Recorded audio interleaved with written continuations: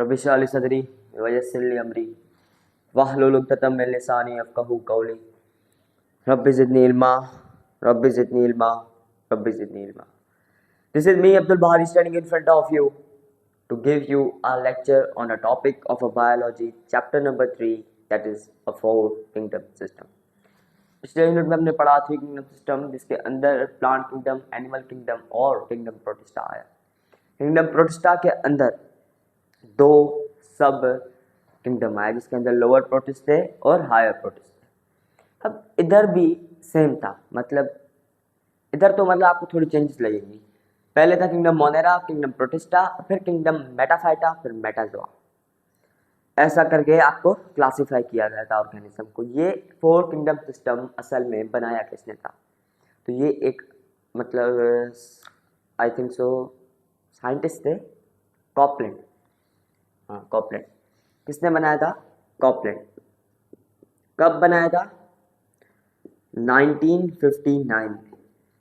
1959 में कॉपलैंड ने बोला कि ऑर्गेनिज्म को फर्दर क्लासिफाई किया जाए।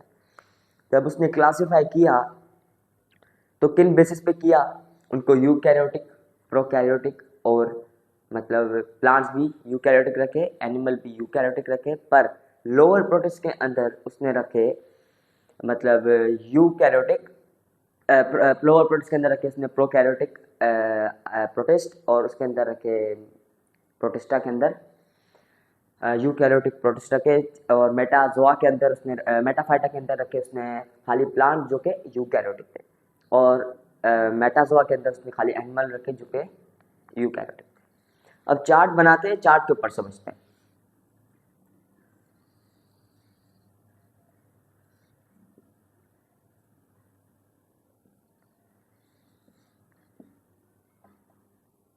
अब उसने बनाए कौन सा? किंगडम मोनेरा, फिर रखा किंगडम प्रोटिस्टा, फिर किंगडम मेटाफाइटा, फिर किंगडम मेटाजोआ।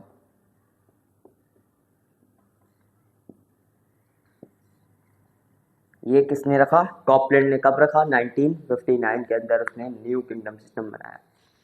अब किंगडम मोनेरा के अंदर इसने रखे प्रोटिस्ट। कौन से protist? Lower protist. Lower protist रखे पर प्रोकैरियोटिक। क्या रखे? प्रोकैरियोटिक। ये उसने रखे किंगडम मोनेरा के अंदर। उसके अंदर इसकी एग्जांपल्स क्या आती हैं? एग्जांपल्स आती हैं उसकी बैक्टीरिया और ग्रीन ब्लू अल्जी।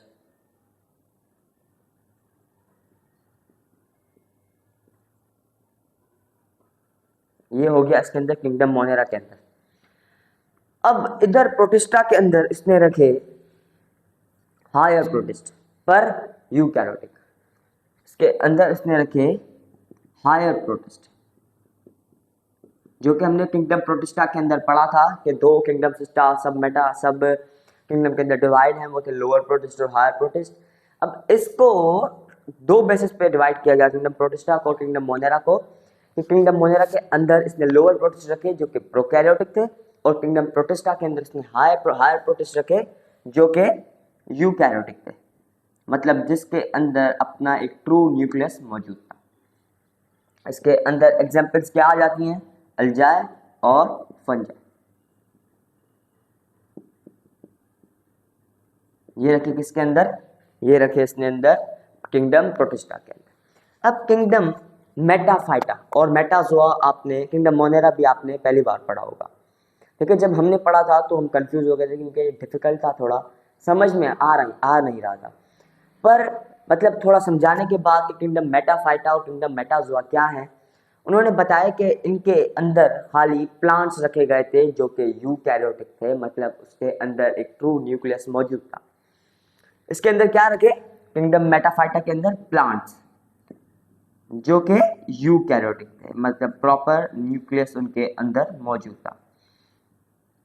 अब इनकी एग्जाम्पल्स क्या थी? इसके अंदर एग्जाम्पल किसकी? जिम्नोस्पर्म और पिटेरिडोफाइटा। जिम्नोस्पर्म,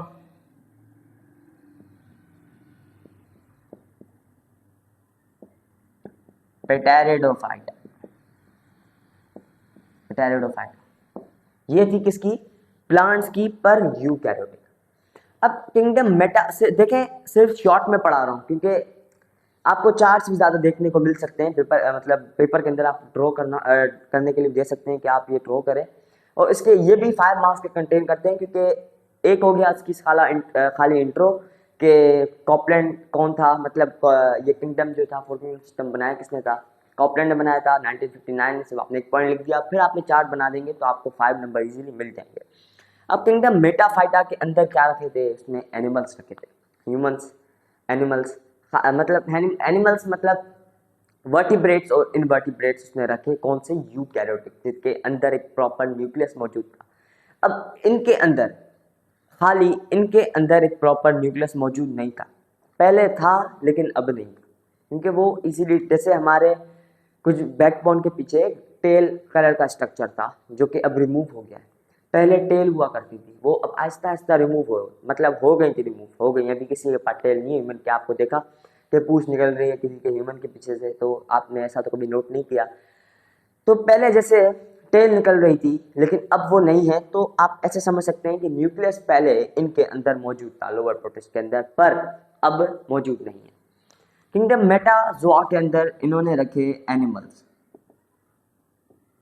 कौन से? यूकैरियोटिक। इनके अंदर एग्जांपल्स क्या आ जाती थी? इनवर्टिब्रेट्स और वर्टिब्रेट्स।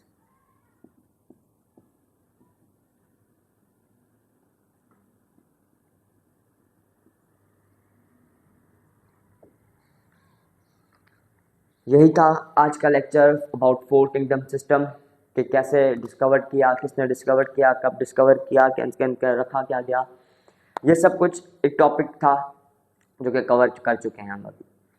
तो अगर आपको कोई कन्फ्यूजन हो तो कमेंट बॉक्स में पूछें, ना हो मतलब ना हो तो अच्छी बात है। अगर हो व्हाट्स कमेंट बॉक्स में पूछें। अगर कोई रिप्लाई नहीं आ रहा, वैसे तो रिप्लाई देता हूँ, अगर नहीं आ रहा रिप्लाई तो आप नंबर पे पूछ सकते हैं, जो कि आपको नंबर ऑफ फर्स्ट स्क्रीन पे शो होता होगा, या आप फ्रेंड्स को भेजें। अगर उनको कोई कन्फ्यूजन हो तो वो भी कमेंट बॉक्स में पूछें, या मेरे नंबर पे पूछें जो कि first of the screen show होता है हर वीडियो में। और मिलते हैं नेक्स्ट वीडियो में। दिस इज मी अब्दुल बारी, साइनिंग ऑफ।